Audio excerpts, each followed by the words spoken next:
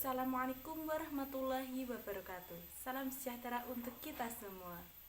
Sebelumnya kami ucapkan terima kasih kepada Bapak Rian Nuriska, Magister Pendidikan selaku dosen pengampu mata kuliah Pendidikan Kewarganegaraan yang mana telah memberikan kami kesempatan untuk melaksanakan presentasi pada hari ini. Nah, sebelumnya di sini kami akan mempresentasikan hasil diskusi kami tentang semangat Bhinneka Tunggal Ika oleh kelompok 9 kelas A720.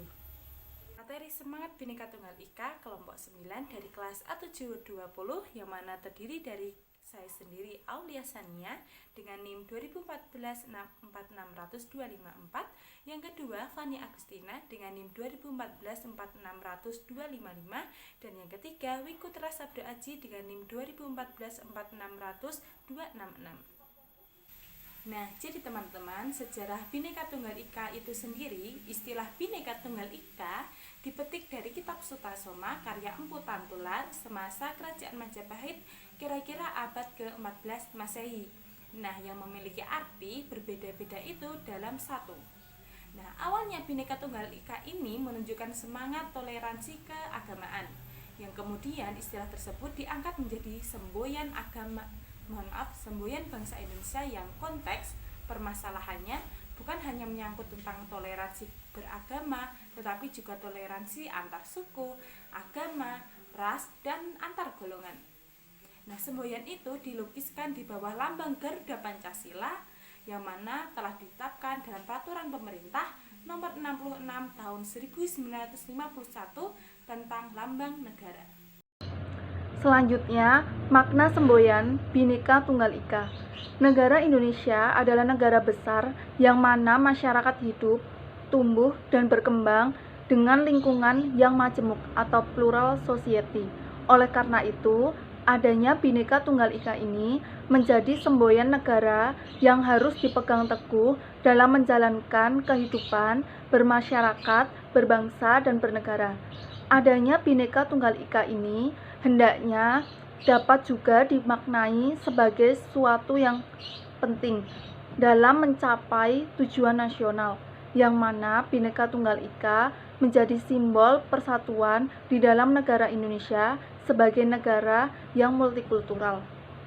Sebab melalui semboyan ini telah ditegaskan bahwa kita sebagai warga negara Indonesia yang baik, yang memiliki berbagai perbedaan agar terus bersatu dan menjaga serta mempertahankan negara tercinta ini. Meskipun terkadang perbedaan menjadi hambatan untuk maju dan menimbulkan konflik, namun kita harus tetap berpegang teguh pada semboyan Bhinneka Tunggal Ika yang mengajarkan makna berbeda-beda namun tetap satu juga. Selanjutnya adalah upaya menjaga keberagaman Indonesia.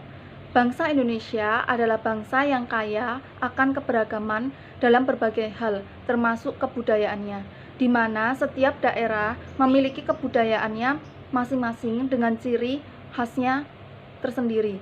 Oleh karena itu, sebagai generasi penerus bangsa, kita memiliki kewajiban untuk melindungi eksistensinya agar tidak pudar atau diakui oleh negara lain.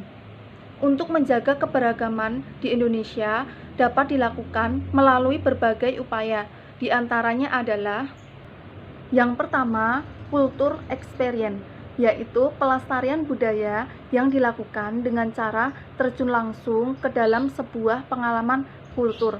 Contohnya, jika kebudayaan tersebut berbentuk tarian, maka masyarakat dianjurkan untuk belajar dan berlatih dalam menguasai tarian tersebut, sehingga dapat dipentaskan dalam acara-acara maupun diadakan festival-festival tertentu. Dengan demikian, maka kebudayaan lokal selalu dapat dijaga kelestariannya. Kemudian, yang kedua adalah kultur knowledge, yaitu pelestarian budaya yang dilakukan dengan cara membuat suatu pusat informasi mengenai kebudayaan yang dapat difungsionalisasikan ke dalam banyak bentuk. Tujuannya adalah untuk pendidikan ataupun untuk kepentingan pengembangan kebudayaan itu sendiri. dan potensi kepariwisataan daerah.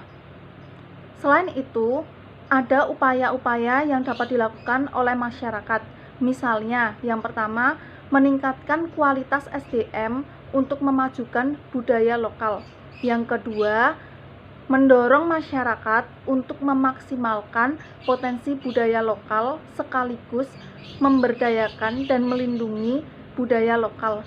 Yang ketiga, mencoba mendapatkan kembali toleransi, kerabat, keramah tamahan, dan tingkat persatuan yang tinggi.